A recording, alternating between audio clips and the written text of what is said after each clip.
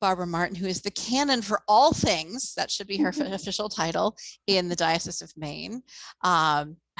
She is really the expert in all things copyright, to the point where other people outside of the Diocese of Maine, including the Episcopal Church, will call and ask questions and bounce some things off of Barbara because of the work that she has done over the last couple of years as we've been really thrust into this in the digital world during the pandemic. It's of course become really important for everyone as everyone started to either live stream or pre-record services.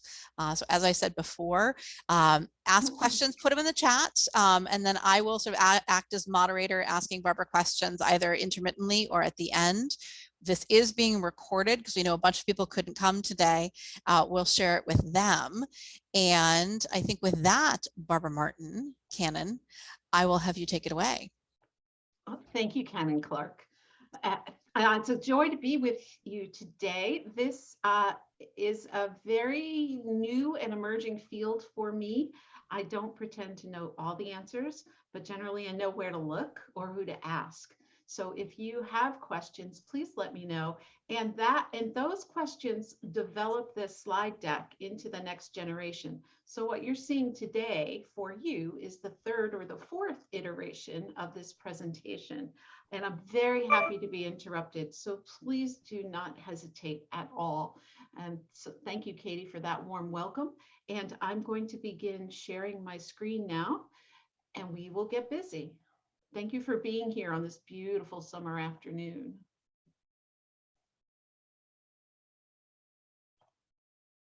All right, I wish I had a little music, but I don't, so you're just going to have to listen to me.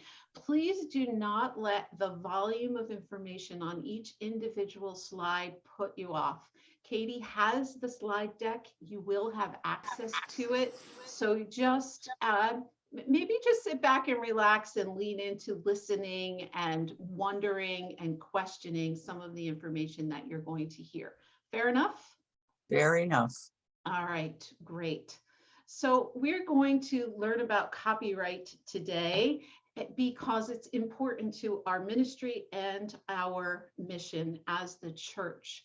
I am not a lawyer, nor do I play one on television. But we need to exchange information and resources. This is not legal advice, and your situation in Meredith will be much different than what it is in Concord. So you'll need to keep an eye on what it is that your community and congregation require. So this is a great icebreaker. Which is less painful, root canal or understanding copyright? For most people, they would choose root canal because they don't have to worry about the details. But I'm here to tell you that you should just smile, take a breath, relax, lean in, listen, and learn. We're going to do this together. And if we get stuck, we'll figure it out together too. Ready? Yes. All right. Copyright covers both unpublished and published works. Throughout this slide deck, you will see some of my unpublished work. I'm a photographer, and it's important to me that my pictures are in my control. They are copyrighted, even though there's no form that I have to put the picture and list on for legal protection. As a form of intellectual property, we need to know that we are actually getting more things right than we are getting wrong, but that little bit wrong could land us in very, very big trouble. So we want to make sure that we're doing as much as we can all the time in good and legal fashion. It's helpful to do some of this in terms of examples. So here's this terrific new hymn that you want to share. We have a music minister with us today. You're not sure which ways are legal and which ways are not. So if you look at my little bumblebee, all thumbs up, you can sing it to one another. You can listen to it, and you can even share with your friends how to find it on the internet. What you can't do, according to, this reminds me of my third grade teacher, this lady, you can't copy it and distribute it as if you owned the song. And these are some of the examples of how how you might share that are illegal, right? So don't put the lyrics into your blog, your social media, or on your website and expect to be copyright compliant. Does not work that way. Copyright dates back to the Constitution. To promote the progress of science and useful arts, our founding fathers realized they had to protect people's intellectual property. So the exclusive right to your writings and your discoveries are protected by law. And there are 5 different ways that, 5 different sections that falls into in intellectual property law. They are copyright, patent, trademark, trade secret, and trade dress. Trade dress is relatively new, and that refers to the UPS truck, that big brown boxy thing with the gold seal on the side door. That's a form of trade dress. And if you went around town in a nice brown van with some kind of strange medallion on the side, you would be in violation of copyright under the trade dress laws. If you have a burning desire to know the difference between a patent and a trademark, you can visit the intellectual property cheat sheet, and I'll just tell you a little bit about the differences between those things. Copyright is original works, and it gives you ownership. It's the legal and exclusive right to copy some specific piece of work. It could be a piece of art, a piece of music, a photograph, something. Patent protects new inventions, processes, and scientific creations. You hear about patents all the time. Trademarks protect brands like Coca-Cola, logos, and slogans. Trade secrets, thank you, Colonel Sanders, for not sharing your recipe, are things that are just not generally known by the public. And trade dress refers to the look and feel of corporate, usually corporate things. But if you think about the shield, the Episcopal shield that we all have grown to know and love and we see all over the place, that's a form of trade dress. Copyright infringement comes with severe penalties, and we need to be careful about that. We are particularly interested in the reproduction and the streaming of the materials from church, right? Fair use and religious service exemption do not necessarily apply, especially in the digital worship space. So there's a difference between being inside the walls of church and being in cyberspace. And we'll talk a little bit more about that in a bit. What you may not be familiar with is Creative Commons. Creative Commons is celebrating their 20th anniversary, and this is sort of the hedge between copyright violation and copyright permission. This is where creators are allowed to give standardized permission for use. So Creative Commons is a good tool. And if something you want to use has that black CC next to it, it's fair game. It's Creative Commons. What else is fair game is anything that's in the public domain. For us, that generally means materials published before 1920. How we doing? Nobody snoozing yet? That's good. Not yet. All good. Okay, good. All right. So everybody here is familiar with the old 100th doxology. I picked this because the minute you hear the word doxology, I bet the music's playing in your head right now, right? Everybody's humming it. It's published in the right song from the Episcopal Church. It's easy to find the music. It's easy to reproduce it. And most importantly, the selection is in the public domain. Because it's in the public domain, it often is parodied. And parody is a special kind of freedom of speech that we need to pay attention to. Katie? All right, I'm going to have you unshare your screen and I will share mine. Thank you. All right. Gotta make sure I've got share sound on here. And be able to see my screen. Mhm. Hold on, everyone. So, and this is what we've learned in 2 years of Zoom meetings, especially at convention, that sometimes we need to go with the flow. Absolutely. All right, share sound. Here we go. Praise God from whom all blizzards flow. Praise him at 35 below. Praise him in snow drifts 10 feet deep. Praise him though winter makes us weep. It's really cold.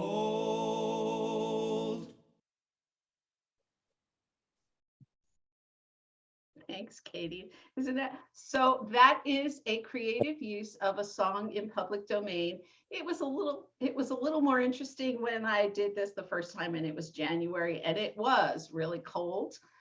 But even though this song was in the public domain, and even though parody is protected against copyright infringement, I paid respect to the artist by asking for his permission to use it in my presentation, which he gladly granted. But it says a lot to the artist when you can ask for permission. And I think it's a good habit to get into, because then you don't forget when you have to ask for permission to do so, right? So the definition of a parody and using a parody without permission is part of the slide. And I will let you read that later, sorry.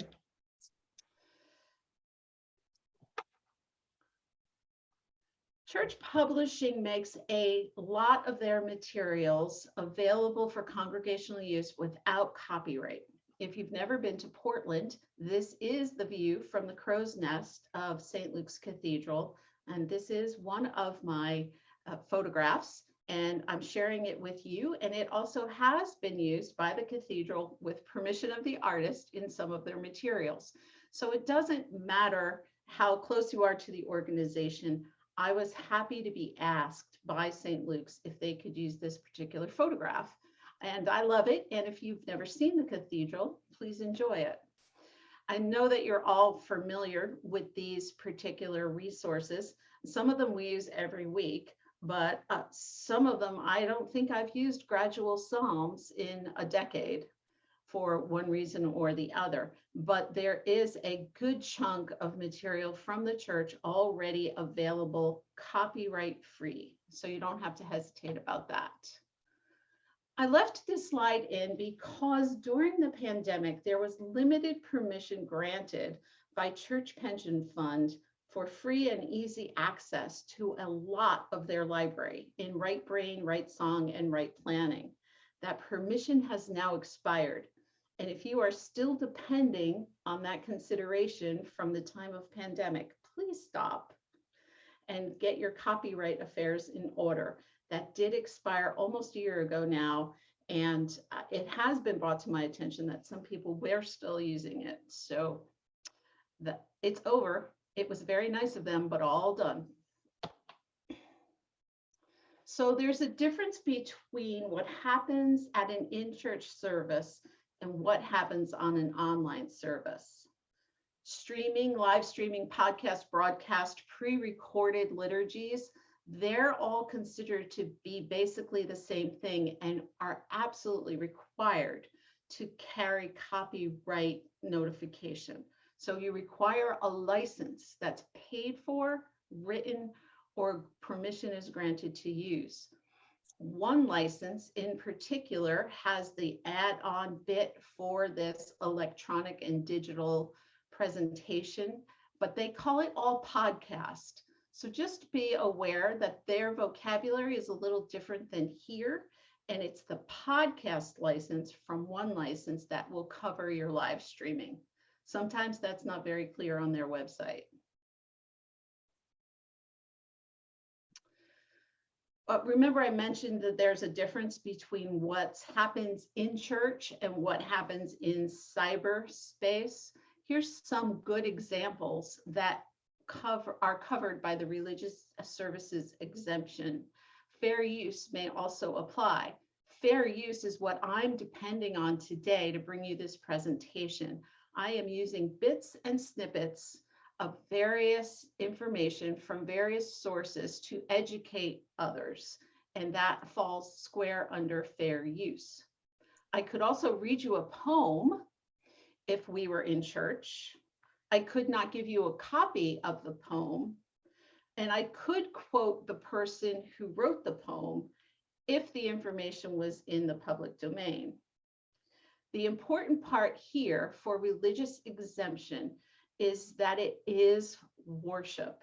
It is what the law defines as community in worship. It's not the vestry meeting. It's not the Bible study.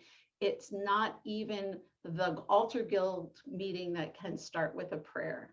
This is religious service exemption is just that, services.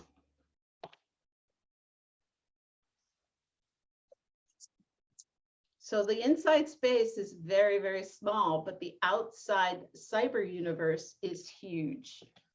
And once you connect the inside space with the outside space, you have to be really very careful about your copyright and streaming licenses.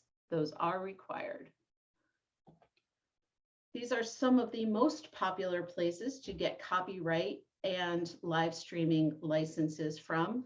In the Diocese of Maine, we carry 2. We carry 1 license and CCLI, and then we also utilize our friends at the Church Pension Group for a lot of the information in the hymnal and that list we saw. Christian Copyright Solutions is not one that we tend to use, but it may fit your particular need. As I said, these are the 4 most popular copyright sources. Church Pension has sold most of their music library to 1 license. I also understand that just recently, Augsburg Fortress Press has taken over Right Song, Right Brain, that product from Church Publishing. And there's a little hitch in the get along there. They're working on it. So if you're having trouble all of a sudden with Right Song, it's because they have traded over to Augsburg Fortress Press. Augsburg is our friends in the Lutheran Church, and they do a wonderful job with their music catalog. This was a hot topic in Maine. What about my sermon? Priests and deacons and other professionals wanted to know what happens to the sermon once it's given inside church, right? Some people thought that bishops and seminarians were exempt from copyright law. I'm sorry, Bishop Rob and Bishop Thomas, no such dice. What if a priest wants to publish sermons? Is it not their intellectual property?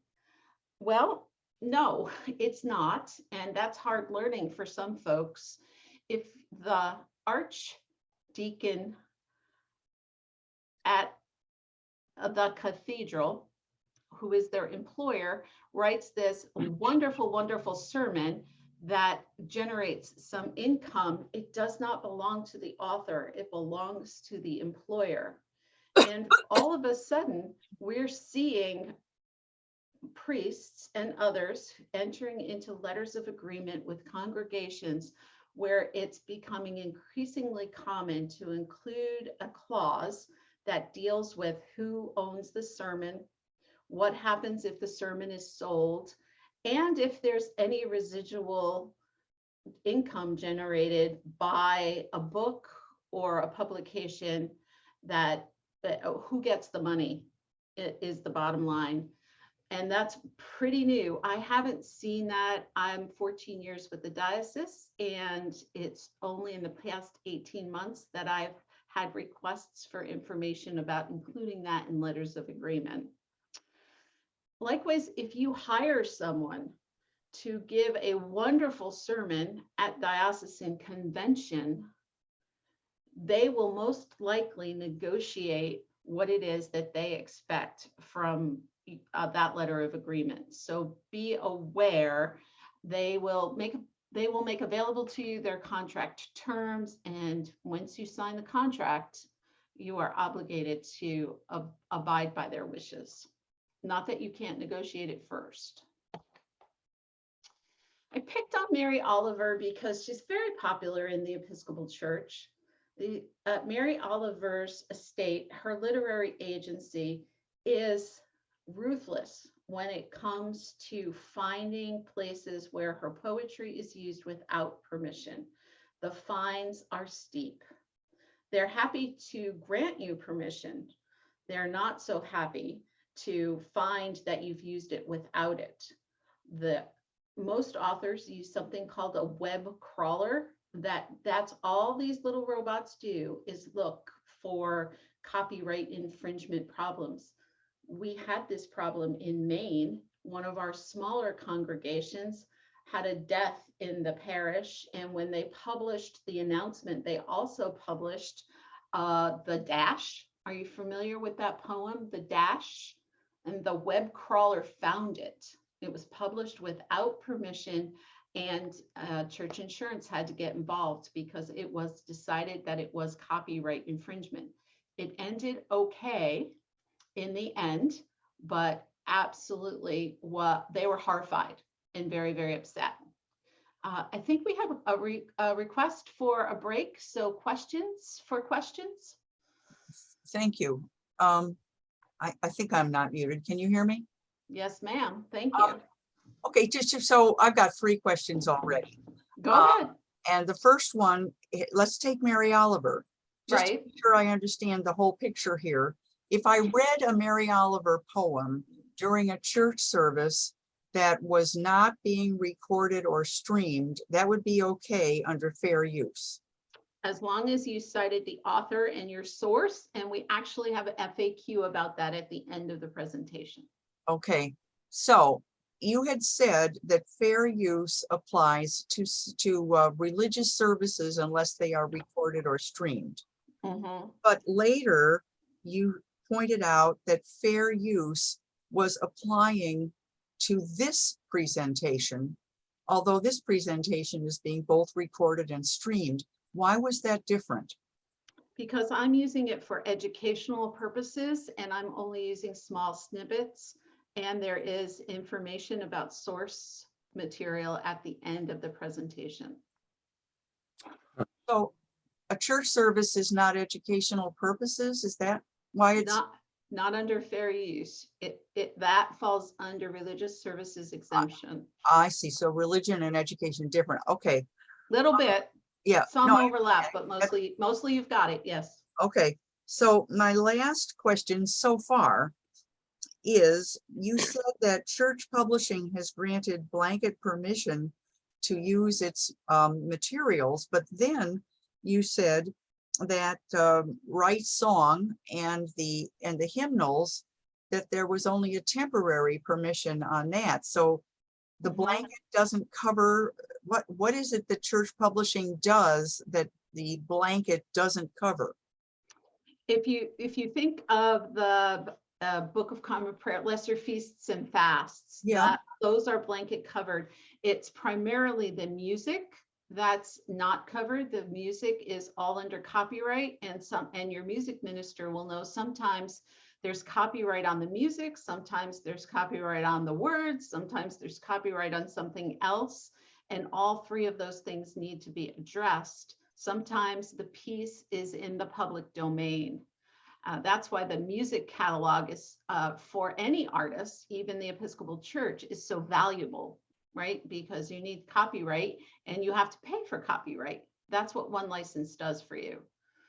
Oh, okay. So basically church publishing gives blanket permission to anything other than the musical material. Right. It was extended to the music material during the height of the pandemic, and that is what is expired. Thank you. Okay, those are all my questions. There's a great job. You've been listening closely, and I appreciate those questions. Anyone else? Sorry, I'm not using my raise hand feature, but my actual okay. hand. I- Go ahead, Alana. So I wanted to ask about like other resources across the Anglican Church. So like Mhm. the New Zealand Prayer Book or any liturgies from the Church of England and Mhm. use of those materials and how to access permission. I have a slide for the New England prayer book at the end, and also the Anglican Church in Canada. Generally speaking, New Zealand won't even return a request for copyright permission. They just won't talk to you. There's a single use exclusion, but it is so narrow that sometimes it's hard to apply. And wholesale reproduction, because of what New Zealand feels is cultural sensitivity, is not ever given. Okay. What about like pieces of, If Pieces not. are, pieces are okay. And there is a way to go about that you can find by researching it on Google. It's the single use exemption Okay. piece. Now, that being said, I've never heard, I guess maybe I should knock on wood or say a prayer or something. I've never heard that the publishers of the New England Prayer Book have pursued litigation against use. But I also think that it's because folks are being very careful and respectful about that resource. So, you know, there's a little bit of a balance there and a little bit of goodwill among churches, Okay. right? And I will say that, you know, when we were putting together services during the height of the pandemic, we learned pretty quickly to just avoid New Zealand Prayer Book because of the copyright issues. Correct. What else? What else are you thinking about? I have a question, another question, and Yeah. maybe you're gonna get to it. Go ahead, Celeste. If I put a poem, in a newsletter, so in a newsletter, I cannot print a poem that I've taken off the internet, and I cannot make a link to the poem either. Hang on, we've got a slide for that. Okay, I'll wait. That was one of the FAQs between the Okay. first presentation and the second presentation. So hang on and see if your question gets answered as we Sure. go along. Thank you. Okay. All right. So you want to play YouTube hymns during service? Please don't, unless you stream copyrighted music using the tools and resources that they provide in their audio library, right? So this is the step-by-step directions to access music on YouTube that you can legally share during a Zoom service. Must each video have a license number in the credits? Well, you betcha. And the video description. It's usually, we usually do it at the last slide or the last page of a worship bulletin, you know, the really tiny 4-font print, but it's always there when you distribute, especially for an online service. And once again, don't worry about these links. Katie will make this slide deck available to you and you can click to your heart's content. And if you run across something that doesn't make sense, please let Katie or I know and we'll try to help you along. All right, I think, Celeste, that we're getting a little closer to what you're asking here. Is it permissible to screen share materials during a vestry meeting, Bible study, morning prayer?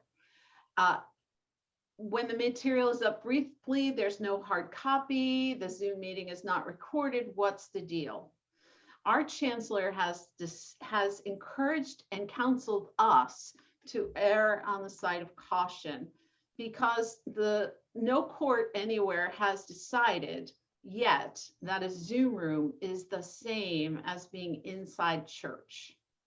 And remember, religious exemption would apply if a Zoom room is considered church, but that has not yet been decided. So we have to assume we need copyright permission, right? So please avoid screen sharing unless it is licensed or you have written permission from the author or the copyright holder, like I did for the Minnesota doxology. The religious services exemption may allow the reading of a short poem, only applies to worship services and not all of those other things we tend to do in the weekly course of events in church.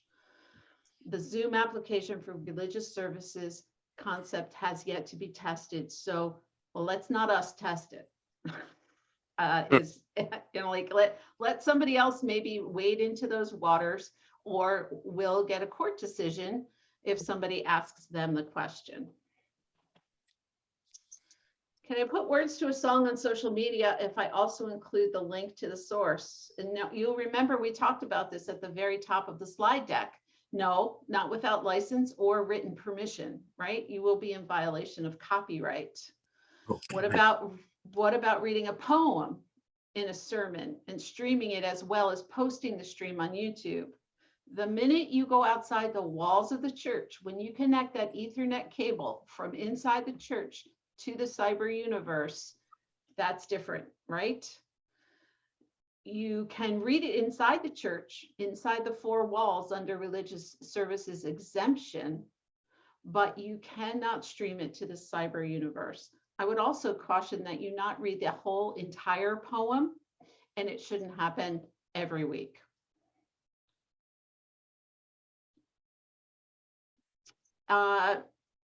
Does anybody have any questions about reading poems other than inside the church walls?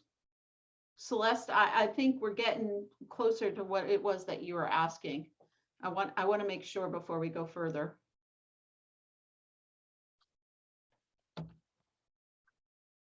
I guess. Okay, well, you let me know. Copyright apply to Christian formation, or is that covered by being educational? Broadly speaking, yes.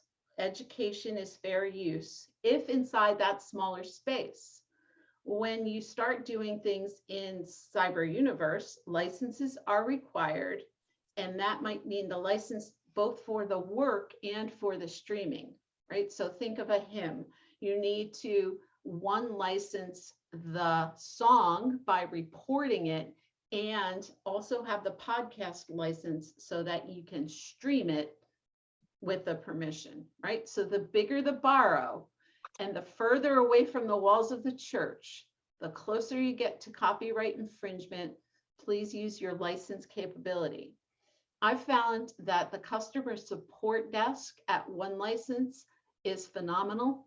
They are always happy to help. Sometimes it takes them a minute. It's better now that we're not in pandemic tide, but they are an absolute best resource for questions about licensing and copyright.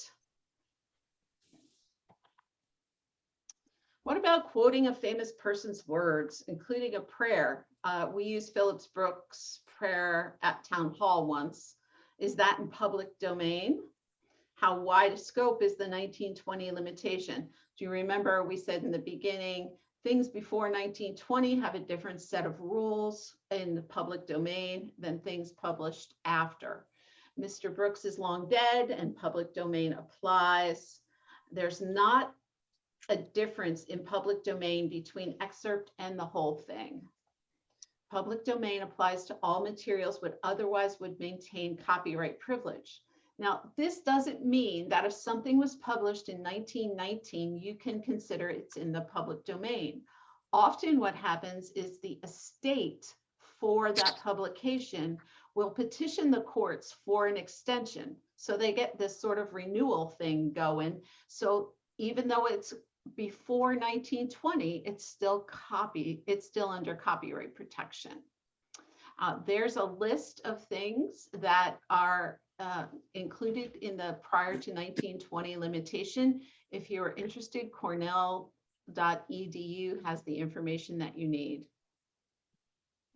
We talked about the doxology being in the public domain, which allowed for that wonderful creative parody, and the credit for the new words required permission.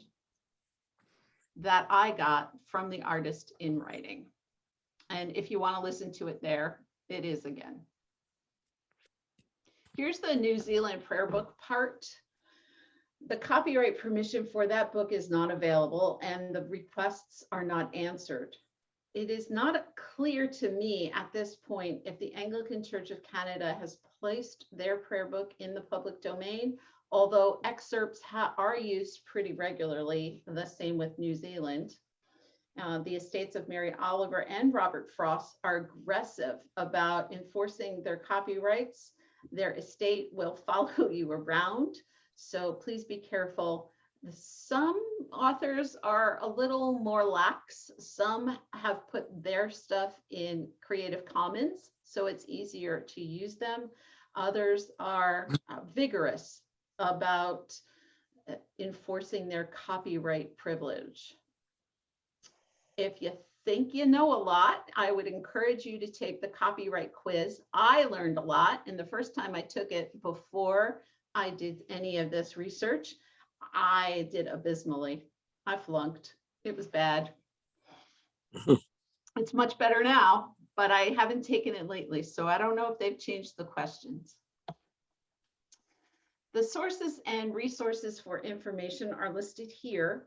They're also on the main website, episcopalmaine.org. Looks like this. There is my thanks to Teresa Pinney, who painstakingly took my work and listed it here on the website. There's probably another 30 resources there. The general stuff and the things that I found to be more applicable in our situation are closer to the top, right? Church Publishing has an excellent little brochure about copyright, and if you wanted to visit that, I would encourage you to do that. The 6 Myths About Copyrights That Put Your Church at Risk is absolutely worth reading.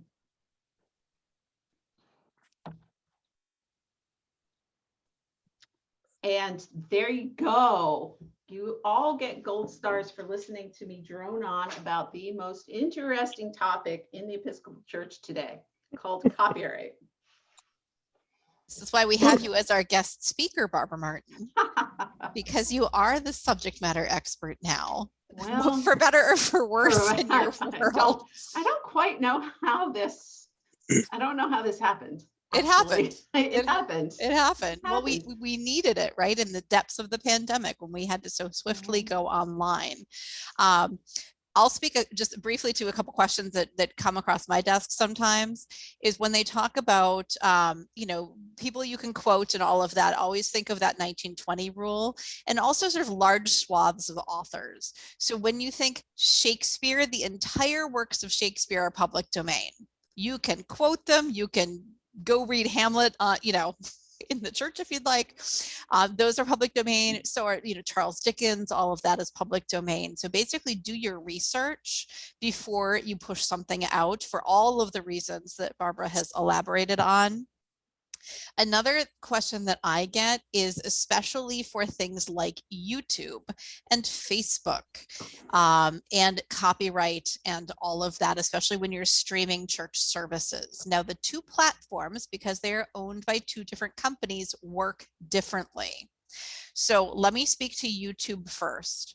So as Barbara had mentioned, you should always put your licensing information both in the video, like in the credits, as well as in the text below your video. So again, we're speaking YouTube.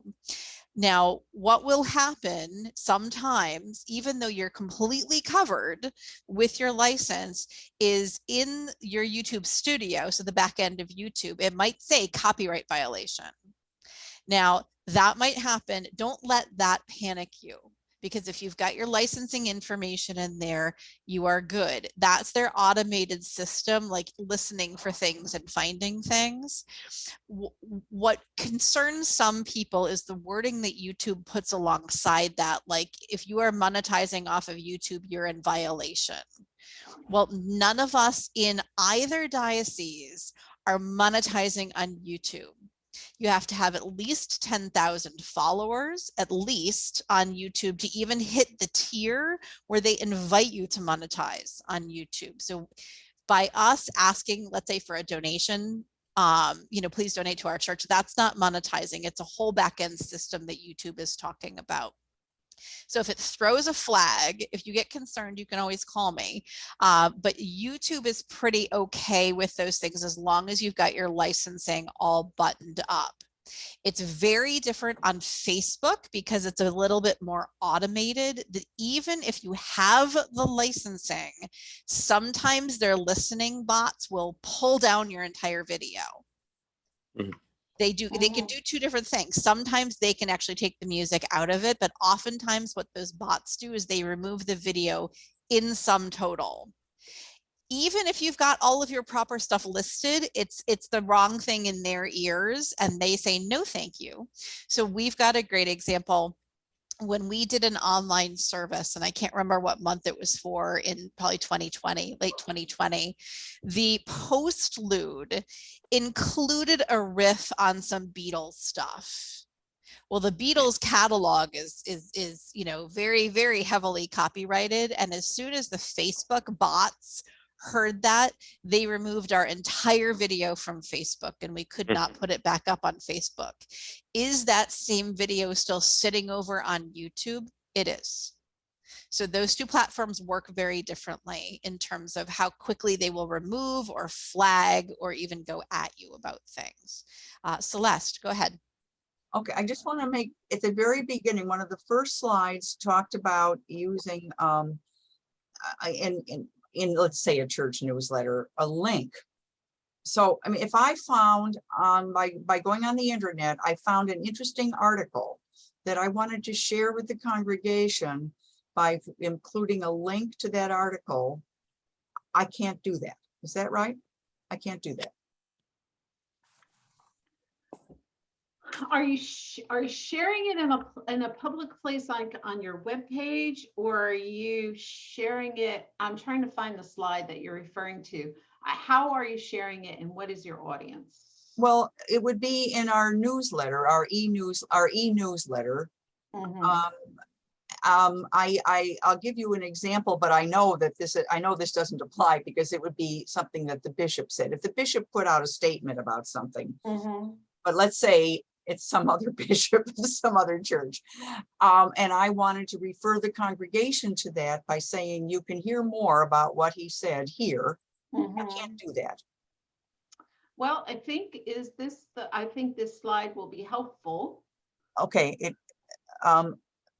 yeah, what I got, there we it go, wasn't right? on very long, but so you can link to YouTube or Facebook channel on your social media account, and that wouldn't be any different than on your newsletter, right? So you're not giving them the actual product, you're telling them where to go find it. yeah, and we use MailChimp.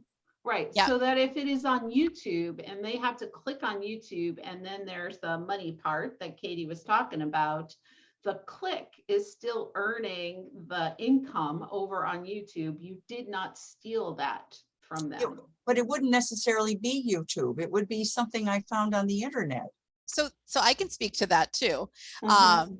So the thing that you don't want to do is, let's say, take it from its original place and recreate it in sum total in your newsletter. So again, Mary Olive was a terrible example, but pretend the Bishop of Minnesota, because I'm from Minnesota now, I've got it stuck in my head because of the Minnesota doxology. But let's say the Minnesota bishop had some sort of statement about something that was lovely, right? Yeah. What you don't do is go and copy that entire statement and then put it in your newsletter, because you're taking that intellectual property and now saying it is mine, right? I see. Instead, what you do, and what you see all across social media nowadays, right, is, this is interesting. Here's the link. Go see what he said. So that's okay. that's okay. So you are directing people, and you can use that link, right? Episcopal MN, whatever it is. You can say, and hopefully it's Bishop Loya, if I'm getting that correct. You know, Bishop Loya said something really, really interesting about rural farming and religion. Not that he did, by the way, making that up. Go over here. And so you, Celeste, are saying, as Celeste, I think this is really interesting, and I think that you should go look at this. Go look at this. And so then Bishop Loya's statement stands on its own on their platform, right? You don't take the whole statement and say, and here it is. Just like, and you may have seen us do this on the New Hampshire blog, when Bishop Rob wrote that op-ed, right? We did not take, we tried not to take the entire op-ed and say, hey, New Hampshire, read it here in its entirety. We're going to take it away from the New Hampshire newspapers and say it's our own. We're going to say, go over here to the newspaper and read it on their site. Now, when there's a firewall, when there's a paywall, there's sometimes a whole different thing, but it's really on the back end of the internet, it's driving the traffic to the appropriate place. So those people get sort of the clicks and the money and all of that they deserve, because it's their intellectual property. Thank you. Awesome. A lot of times you'll see the first 3 sentences. Exactly. And read more here, ... And then you scoot over there. William, Right. I'm sorry, I interrupted you. I was just agreeing. Oh, good. And Alana has her hand up.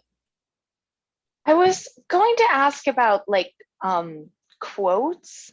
So like short pieces of text or quotes.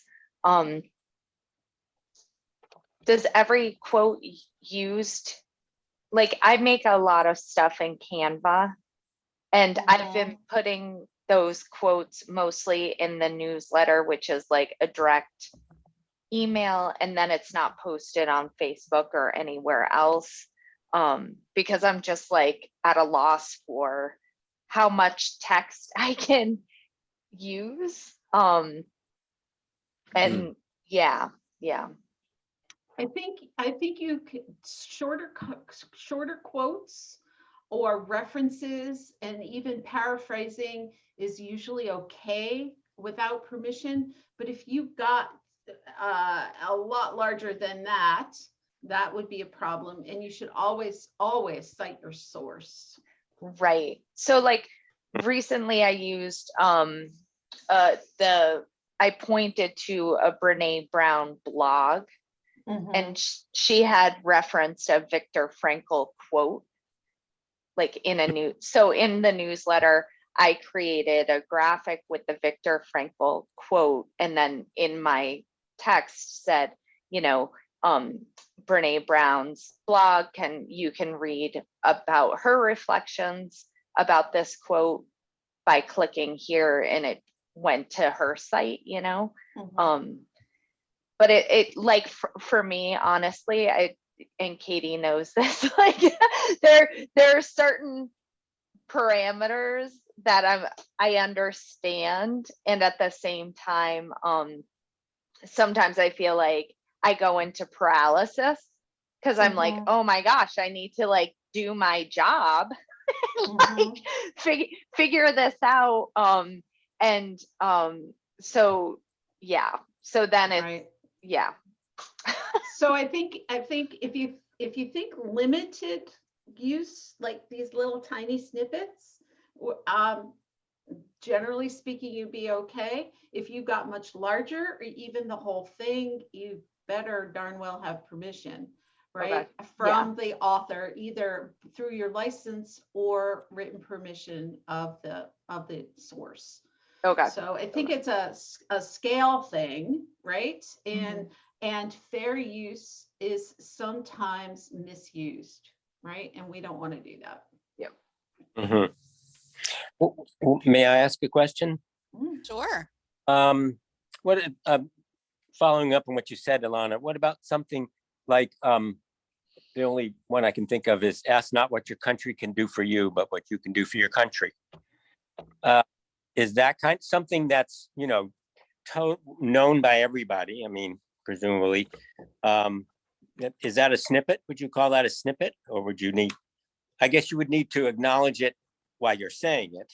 And I forget who said it, but Kennedy, right? John Kennedy. Yeah. John Yes. Kennedy. Yeah. I think you said, I think you're just exactly right. As John Kennedy said, ask not what, blah, blah, blah, you're pretty well covered. That whole speech that quote comes from, that you No. would read that, would no. Mm-mm. but do you need to cite it at the end of, at some point? I mean, in written? If you No. are publishing it, absolutely, you would need to do that. If you are reading it from the pulpit in church on Sunday as part of your sermon that your employer owns, not you, then no, you don't have to. But if Right. it's on, yeah, but if it's on Zoom, then it does. Well, that's the difference between what's within the four walls and when that blue cord Oh. connects you to the cyber universe, it's a whole different world. A whole different world. That's why like One License is your friend. If you have that live streaming, right? You have a little bubble of protection. If you've got your songs from One License, there's another bubble of protection. So you're being respectful of the author. You're still getting your message across, right? You're still delivering your deliverables, and you're not in copyright violation. I put Mm. copyright.gov is an excellent site for resources, and they actually have a page called "Can I Use Someone Else's Work?" So Alana, that might be helpful to you to develop in your own practice. What is the small thing that you can put sort of in a bubble, like a breakout, Katie, I don't know what the proper word is, but the cartoon bubble, right? Where you put the little snippet and then you have the bigger verse, you know, your own writing to go along with it. That might help. Thank you. Barbara, can And- oh, go ahead, William. I still am not totally clear if Zooming, if we Zoom a service and it's only, the link is only sent to in our newsletter or to our subscribers. Is that considered the cyberverse? I mean, yeah, that's Yeah, considered- it doesn't matter if you consider the Zoom link private. Somebody could find it, somebody could share it. It's the cyber universe. Once you connect, you have to play by Once- those rules. once you record it. What if you're having a Zoom meeting, say, Mhm. you're just, having a Zoom meeting without recording it? Is that It's the same. Yes. somebody can bug in and Mhm. Yep, absolutely. while you're doing it? Okay. Absolutely. It has All right. happened. Answers my question. Mhm. If I can jump in for just 2 seconds, because I don't want to forget the Bible. Because we do get that question. And here's the rule of thumb. The Bible itself is not under copyright, but you know what is? The translation. So every single translation of the Bible, depending on who is doing the translating in the publishing house, is under copyright. However, don't let your head explode, because Celeste is like, my hands are up, I'm done. Here is what happens with the Bible, because really the Bible people aren't probably going to come hunting after you. What they would like you to do, there is a fair use policy that, and no one is going to exceed this really, unless you are the folks creating like the Hallow app or things like that, or like, Father Mike Schmitz, who's doing Bible in a year, they need to go get permission. When you are using, let's say, the New Revised Standard Version, up to 500 verses may be quoted in any form, written, visual, electronic, or audio, without charge and without obtaining written permission, ensuring that these conditions are met, that it's less than an entire book of the Bible and or less than 500 verses. So if a book of the Bible is under 500 verses, you can't do the entire book, right? There's things like, changes are made to the text less than 25% of the total number of words in the work in which they're quoted, blah, blah, blah, right? The key thing is let's say for the New Revised Standard Version, you can go to town with up to 500 verses. What's really lovely for you to do, and after that, after you've exceeded that, so if you're creating a Read the Bible in a Year app, you do need to get permission. If you are going to put scriptural text from that translation on artwork or a gift product or jewelry that you are going to sell, you absolutely do need permission. If you are going to publish the entire Bible on your website, you cannot, you need permission. So you can start to see where those dividing lines are. What is a glorious and wonderful thing to do when you're putting together your bulletins and all of that is, if you look at your Bible, if you open it up and if you look at that front sort of title page area where it lists copyright, they give you the wording that they would like you to use. It is pretty short, it's pretty truncated. The other thing that they would like you to say, and again, they've got, it's easy copy paste, you know, scriptural quotations are from, and that sits in your credits at the bottom. They would like you to do in parentheses at the end of the quote NRSV, right? So we have started doing that for all of the stuff that we publish out, is when we are quoting a verse, we like to say, here is the translation it's coming from. That works in two ways. One, it's copyright compliant and it makes the copyright people happy, but also it really helps our user base because there are so many different translations. And so then it really helps our users to be like, oh, that's the Common Word Bible. That's the New Revised Standard Version. So when you think Bible, don't let your head explode. Just like any other book, open it up and look at the beginning, but you're really covered up to 500 verses or almost an entire book of the Bible. And that is in print as well as. Yes. Yeah, right. Thank you. You Okay. got it. So here's another little way your head might explode. That also applies. The Book of Common Prayer is not, it is free use. It is not copyrighted. The contents are not copyrighted. The formatting in the Book of Common Prayer is copyright. So you have, if you're gonna pull a prayer service out of the Book of Common Prayer, you have at it. You can do it, but make sure it looks like the Book of Common Prayer, because the formatting is copyrighted. You cannot change it. So keep their line breaks where their line breaks are. Right. Right. Don't change the punctuation. My Roman Catholic roots want commas in different places than the Book of Common Prayer. And I have to be really careful not to do that, because the Episcopalian in me says, whoa, girl. Right? So what Stop it. what we cut and paste from Right Brain is fine. Exactly right. Okay. Yes, Good. yes. Real quick, what are you all using for your licensing, both for music and live streaming, out in the world stuff? Well, we're using one license. We're using one license, but I don't know. I just made a action item to myself to find out if we have any licensing for live streaming. All right, well, that's a very important question. The And answer is yes, Jennifer. Yes. raise your thumb. Okay, Okay. there you go. Huh. Good. You're safe. Anybody else?